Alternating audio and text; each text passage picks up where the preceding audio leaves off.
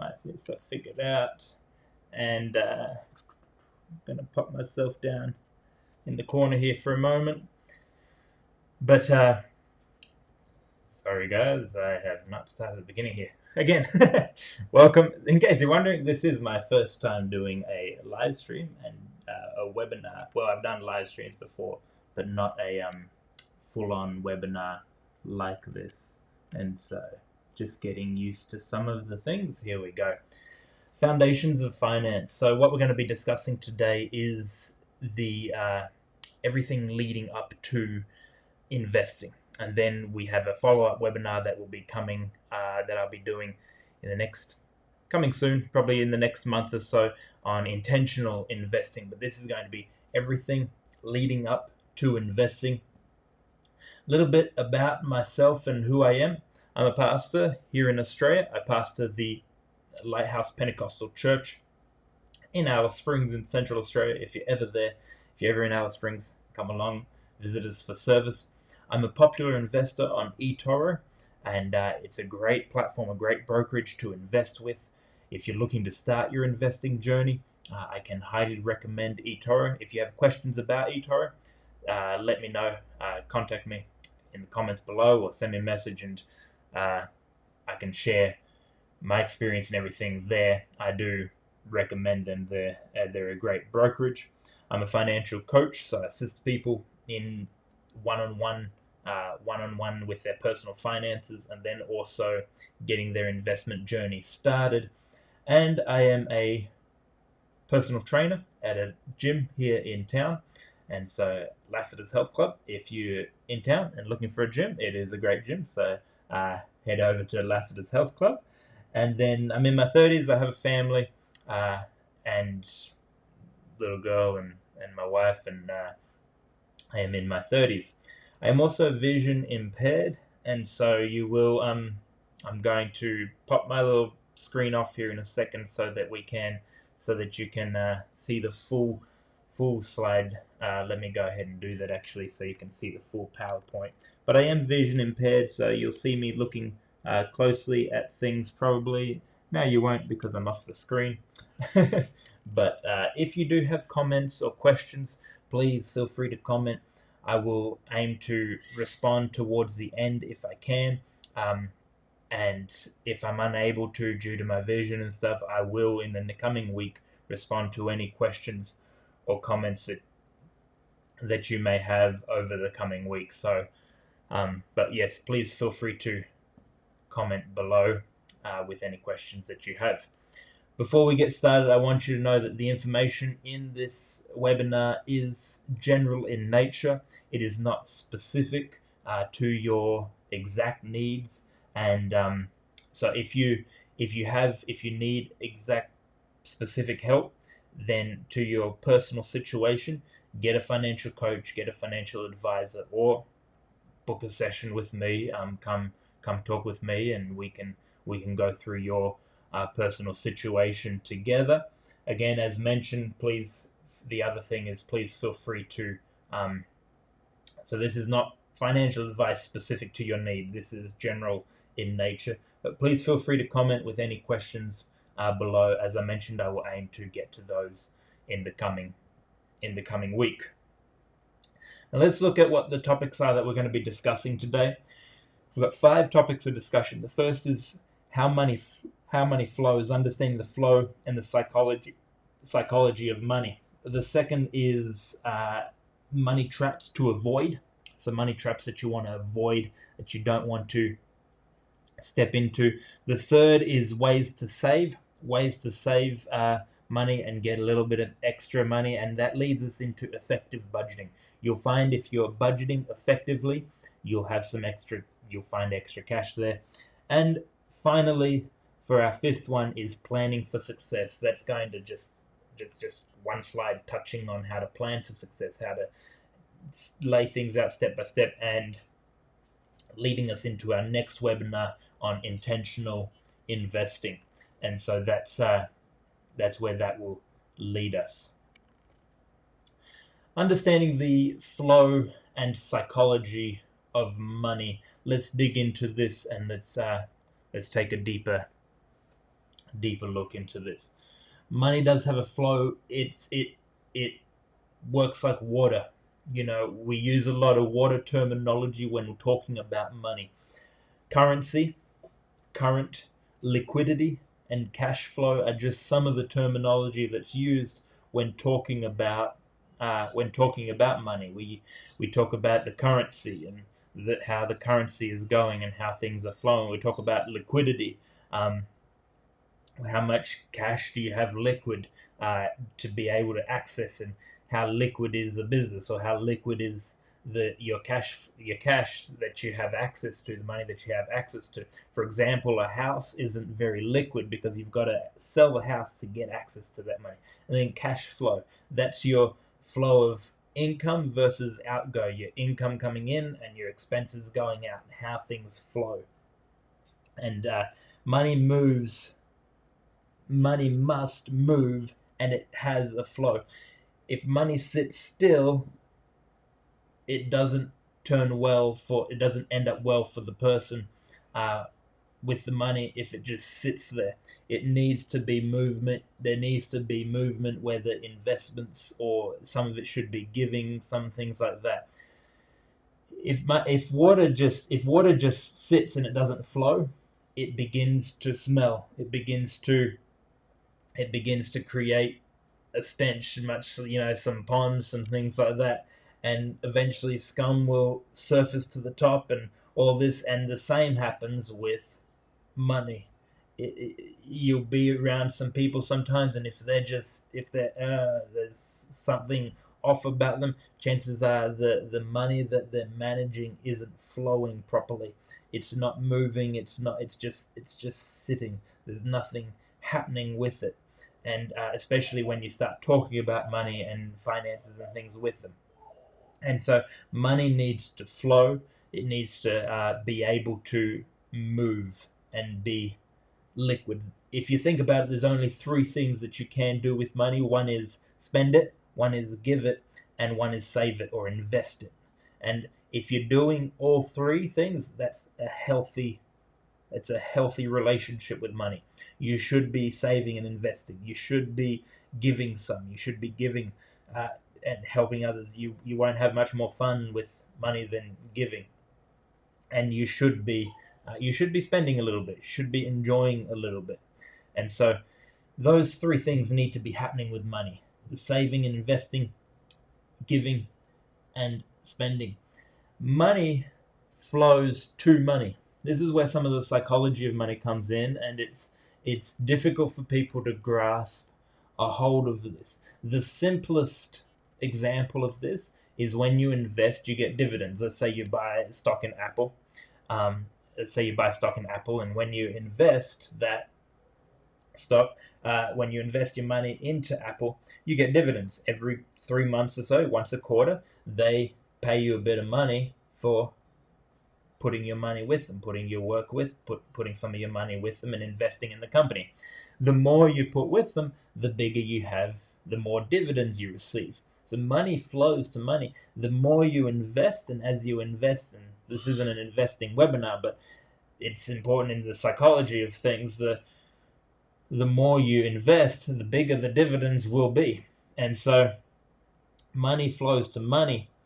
When it is managed well, when money is managed well, money will tend to appear out of almost nowhere. It will tend to show up out of almost nowhere. I'm just going to turn my AC off. It's cold in the office here. It will tend to show up out of almost nowhere when money is managed well. When you're budgeting it well, when you're taking care of it well, it will tend to show up out of nowhere. We've heard this saying: the rich become richer and the poor become poorer. This is a mindset situation, and this is the reason this is true is because money flows to money. Money goes to where money is.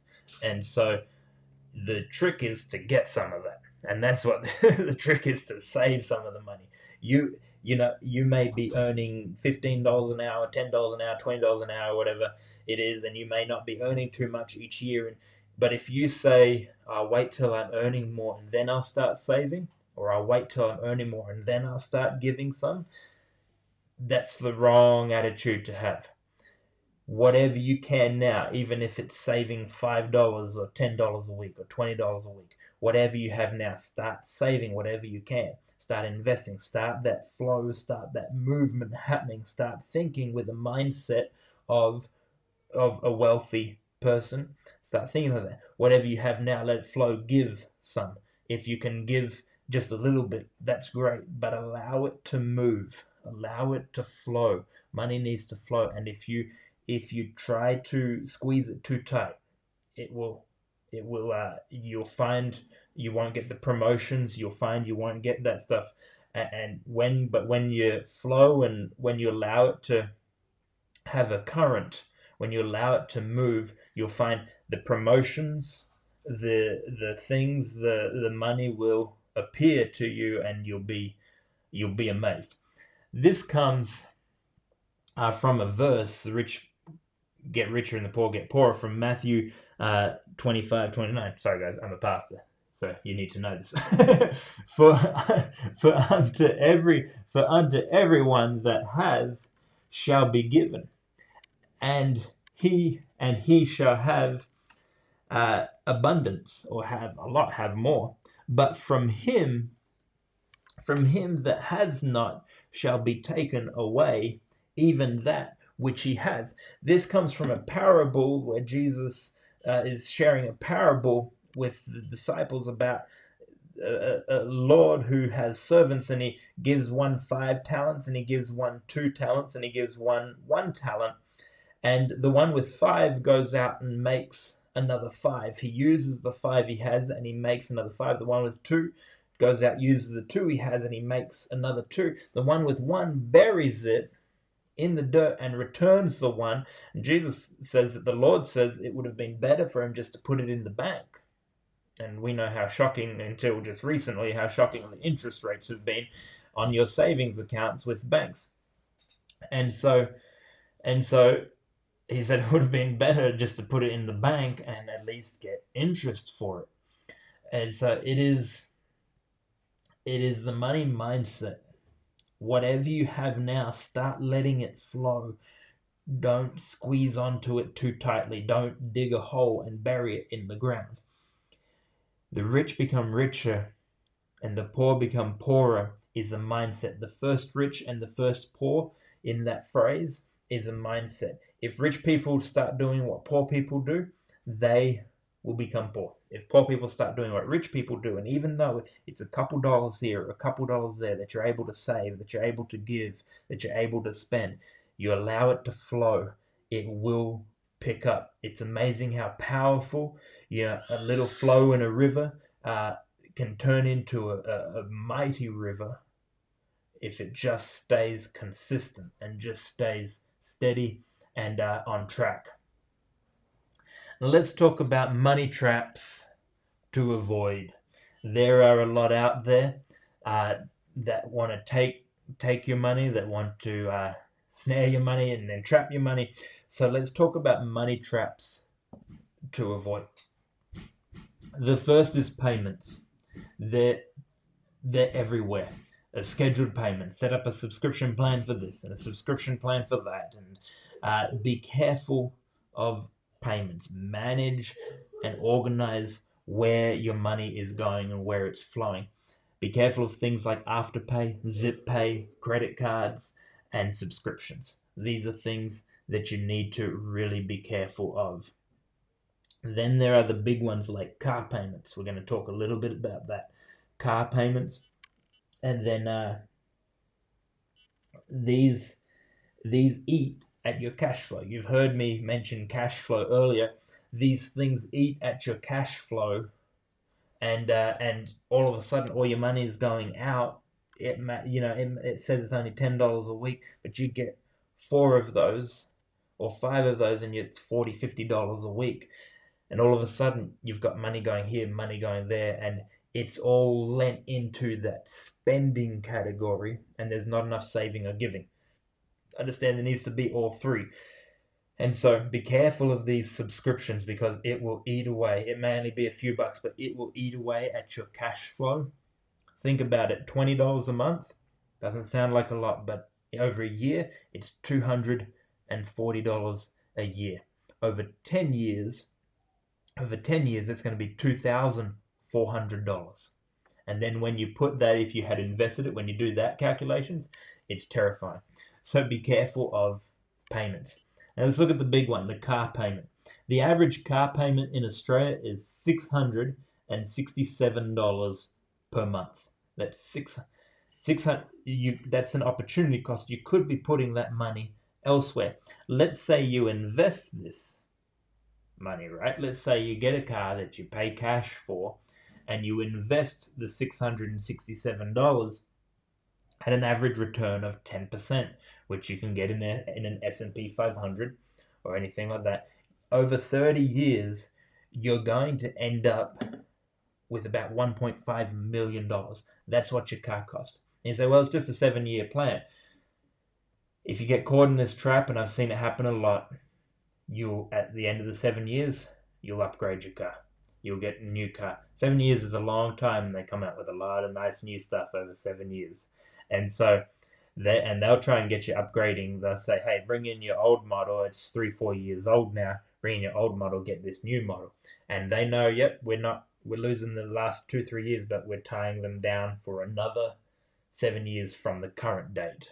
And all of a sudden you'll look up 15-20 years has gone by. And if you deposited this into an investment account, you would be amazed at where it would be. So this is a big trap. This is a big trap for the middle class. You shouldn't be buying really a new car unless you have a net worth of over $1 million. Talk a little bit about that later. The biggest house. Be careful of buying the biggest house. The bank will tell you you can borrow up to this much. And unfortunately, with the interest rates that have been happening and the rate rises that have been happening, there's a lot of people that are wishing they hadn't borrowed that much. Be careful of borrowing enough to get the biggest house you can get where you're currently at. Try to keep your payments less than 25% of your pay. I like to go with take home. If you want to, you can go gross, go your gross, but try to keep it less than 25%. More than this, you'll start to get into house poor situation. What that means is if it's eating 30, 40, sometimes I've seen even 50% of someone's take home pay, all of a sudden they've got to try and live on the other 50%. Understand you've still got electricity bills, you've still got water bills, you've still got insurance. If you're paying a mortgage, you've got your land rates, you've got you've got to put gas in the car, you've got to take care of all this other stuff, and very quickly that other 50% will go. That other 50% will disappear, and if half your income is going to just a house payment, think about, are you going to do that for the next 30 years? And so try and keep it less than 25% of your income. Now let's look at ways to save. Okay, ways to save some money. And this is going to touch a little bit back into the previous section, which is traps and financial traps to avoid. The 3 biggest expenses that you're going to have is housing, transportation, and food. They're going to be your 3 big expenses. So we've dug a little bit into the first 2. I want to dig a little bit deeper into those. Housing, as mentioned, try to keep it less than 25% of your take-home pay. If you could consider, if you're trying to save some money from using your house, Airbnb. You can even rent out your pool now. There's an app where you can rent out your pool. If you have a pool in your backyard, you can rent it out based on the hour or afternoon, and people can come over and use your pool. And so there are ways that you can save there. You may even need to consider downsizing. If you're in Australia, there's a wonderful thing called the offset account. And so turn one of your accounts, one of your just money market accounts where you do your transactions, into an offset account. Store your emergency fund there. I'll get a little bit into the emergency fund later. And just store some cash there. and it will work as an offset, meaning it reduces essentially what you're paying interest on. Let's say you have a $200,000 mortgage, and let's say you have 15 or 20,000 in the offset account. Instead of paying interest on the 200,000, you'll pay interest on the 180,000. It'll offset your mortgage. And unfortunately, if you you may need to consider downsizing. And I'm not saying that it's a permanent thing, you're not downsizing permanently, but it may just be a partial, a small period of time that you downsize for a little while, and then you get your cash flow going and you get things to get the money moving again. A story they used to that when they used to bring the big logs down by river, they'd cut these trees down and throw these big logs into the river and take them downstream. Occasionally the logs would get jammed up. And all of a sudden there'd be a jam. They'd throw dynamite in there to blow the logs up and get things flowing again. Sometimes things get jammed. If your cash flow is jammed up and you're not having the cash flow, you've got to throw some dynamite in there, sacrifice some of the logs, sacrifice some of the things, and get the cash flow going again.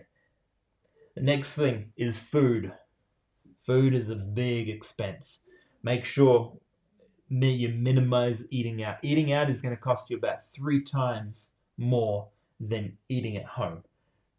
The average cost of eating out in the US is $13 per person for a meal. The average cost of eating at home is $4 per person for a meal. That's per serving, okay? So it's about 3 times more expensive to eat out. So try to minimize and avoid eating out if you need to save money. That's where the sacrifice comes in. Save money and get some cash flow going again. Get some cash flow built up. Create a menu and shop with a list. Make sure, this is where I love whiteboards and things like that. You put your menu up for the week, shop with a list. Create a menu and shop with a list. As a personal trainer, I tell people eating healthy isn't expensive.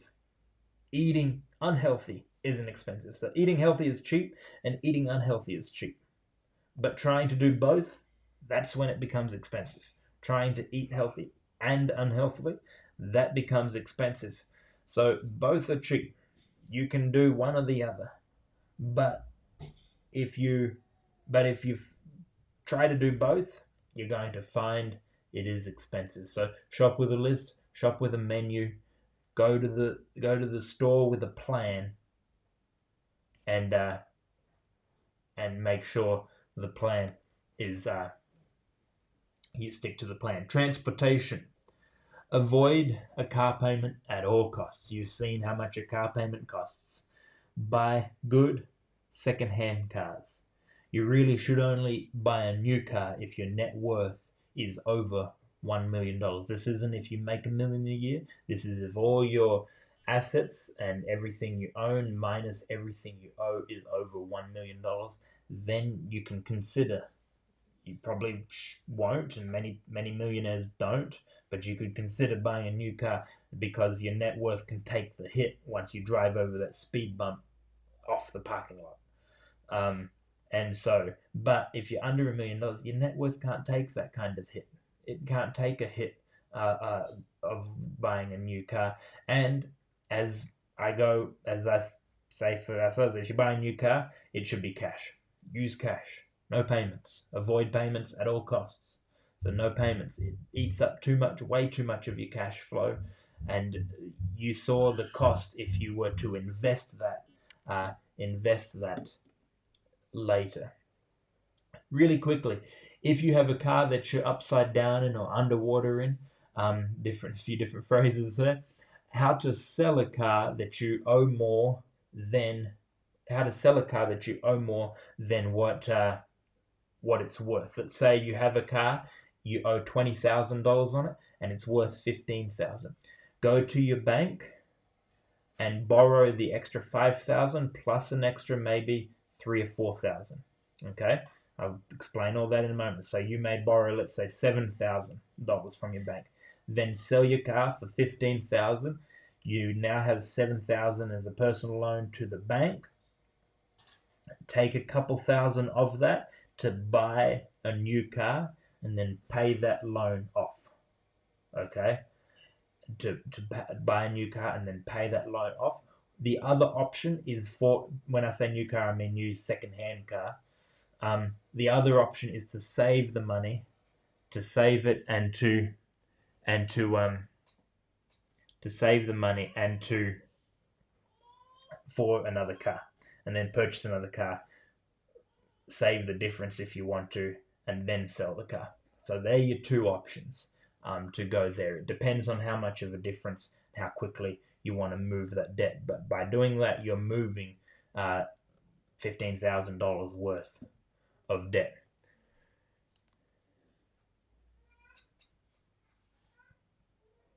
Examine Another way to save money is to examine all your monthly subscriptions. There's a lot, and it can add up. It can add up to a lot of money going out, a lot of eating up your cash flow, and a lot of that happening. So examine your monthly subscriptions and make sure it's make sure it's all going where you want, where you use things. People sometimes have subscriptions to this, that, and the other thing, and they're not actually using it. That's a big way to save money. Now, this is a big topic: effective budgeting. Let's look at the budget and how to budget. Okay, and not just budget, but effective budgeting. Here's some budgeting rules. Rule number one: budget every time money comes in. Every time there's some money that comes in, budget it. Set it aside and put it into your budget. Okay, it doesn't just float out in the ethos. If it's just floating out there, it will disappear. It'll go. It'll walk away. Okay. Rule number two: don't have a mental budget. Your mind cannot keep track of all the numbers. I try to sometimes and it doesn't work. Okay. Do not have a mental budget. Write your budget down. It needs to be written down. It needs to be gone over. If you're married, it needs to be gone over with your husband or your wife. Or it needs to be gone over with your family. Okay. So write the budget down. You can write it down on a computer. You can write it down in an app. You can write it down on a notepad, or what we use, a whiteboard. And there's a reason we use a whiteboard. We've tried the computer. We've tried the app. We've tried these things, even a notepad. But the issue is when it's on the computer, you got to open up a program, and it's not there for everyone to see. When I say everyone, I mean your family, your spouse. When it's in an app, you've got to open up again. On a whiteboard, it's there. My wife, she can, if I'm at work or if she's at work, one of us can come in, look at the whiteboard, see, yeah, this is what we have left in the category, and know how much we have left for this or that or the other thing. And when we spend money, we just cross it off. It is literally our, it's like our bank account. It tells us what's there on a whiteboard, and we keep track of it that way. So let's look at how to lay out a budget. Okay, how to lay out a budget. There are 4 parts to laying out a budget. The first part is your expenses until you get paid next. It may be fortnightly or weekly, but if you get paid weekly, then it's your expenses till you get paid next week. If it's fortnightly, till the next fortnight. If it's monthly, till you get paid next. The second part is your short-term expenses and goals, less than 2 years. The third part is your long-term goals, your long-term savings goals, 3 years or longer. And then finally, if you have any debt, your debts will be listed smallest to largest. Now let's go over each of these sections, and I'm just using these as examples for what these sections will look like. In your first section, until you get paid next, you've got, for us, tithing, our giving to the church, groceries, housing, whether it's rent or mortgage, gas for your car, internet and phone payments. When it comes to phones, I highly recommend buying a phone outright and just having a SIM only plan or a prepaid plan. investments that you're doing out of each paycheck. Again, you should only be investing, we'll talk a bit later, only investing once you've covered all these areas that we're talking about today. Subscriptions, giving, spending money, and then a kid's college investment there as well.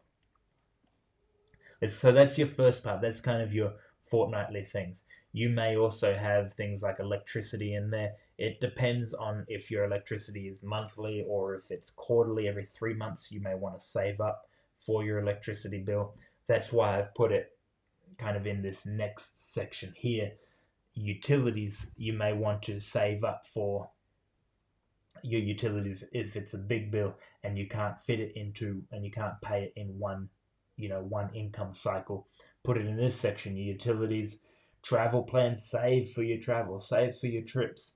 Any renovations, smaller renovations, not big renovations within 2 years. Car repairs, set money aside for car repairs. A new phone, if you're buying a phone outright, then like we do, we set money aside for a new phone. New computer, again, you shouldn't be putting these things on payment plans. So you save up for it, you purchase it.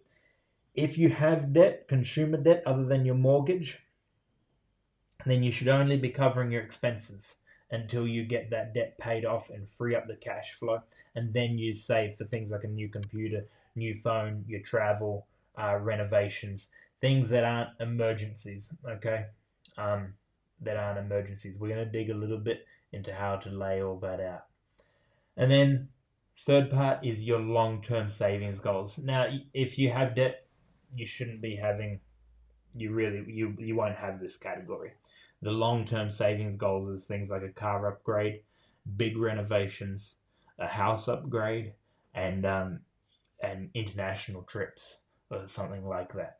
And these are all just extras. And if you have debt as well, I would pause your investing. If you are investing, pause your investing. If you have debt outside of your mortgage, pause your investing. Get that debt taken care of. But these are, you probably won't have this category if you have consumer debt. Now let's talk about the debt. Let's talk about debt. Listing your debt smallest to largest, and here's kind of how I've just listed out how it would more oftentimes than not look. Credit cards, a family loan, a personal loan, a car loan, and a student loan. You want to make minimum payments on all of these, but all the extra cash flow that you have goes into. Now remember, I still want you to give a little bit, but spending is really restricted here. You can spend a little bit, but try to minimize it. You want to attack this and get this out of the way. Credit cards, attack minimum payments on all these. Attack your credit cards, and then you roll all that extra into the family loan. Get family members paid back. It will strengthen your relationship with that family member as well. Personal loans, attack those once that's paid off, and then car loans, and then student loans, smallest to largest. Get some wins under your belt, and all of a sudden the cash flow will start going. You'll get a lot. A lot paid off. You'll start snowballing it, and all of a sudden you'll have more and more cash that you can throw at some of those bigger ones. And so, but attack it with everything that you have. That is how you get out of debt. And then from there, you have this extra cash. You're not making all these payments. You've got the cash flow, and you can start moving ahead in other areas. And finally, planning for success. And so let's take a look at how we lay these things out. Planning for success. There's 4 steps leading up to your investment. This will give you a strong foundation for your investment. The first, save $1,000 as quickly as possible into your bank account. Then pay off all consumer debt except for your mortgage. Pay off all consumer debt, smallest to largest. And then step 3, save 3 to 6 months of living expenses. So you'll boost that $1,000 up to 3 to 6 months of living expenses, and then you start looking at your investing. And then you invest intentionally, and you start looking at your investing 15% of your income into retirement. These are steps we've followed, that we still follow. And when the next webinar, we're going to get into intentional investing, looking specifically in how we invest our funds, and what we do on eToro, and how to get started investing. But I would strongly recommend, if you're sitting with 10, 15, 20,000 step 3 in your bank account, and you've got your emergency fund there, you can begin investing knowing something can happen to the car. You go get it taken care of, and you don't have to close your investments. And so I strongly recommend going through each of these steps, laying that strong foundation for your investment, and then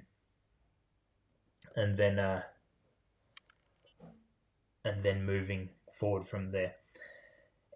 As mentioned, my next webinar is intentional investing. It's coming soon. I haven't set an exact date. It will be towards the end of March to mid-April, somewhere in there. It will pop up on my YouTube channel, where you'll be able to notify and be a part of it, get notified and be a part of it. It's the second layer to this webinar. It's the second part to this webinar. And so do these things first, but then it is important to start investing.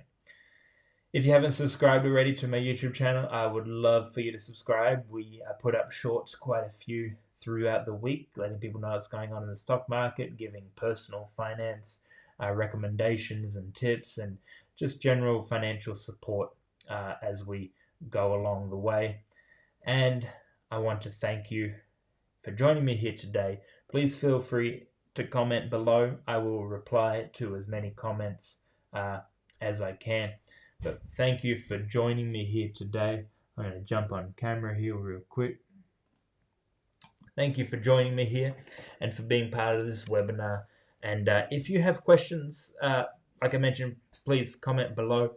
And if you have a topic that you'd like discussed, or something you'd like brought up, please feel free to let me know. And in case you're wondering, you can see in the background just there, that's our budget hanging up on the wall there. So we live the stuff, guys. Hope you have a great day. We'll see you in some of our upcoming videos and shorts here on YouTube, and our next webinar. Take care.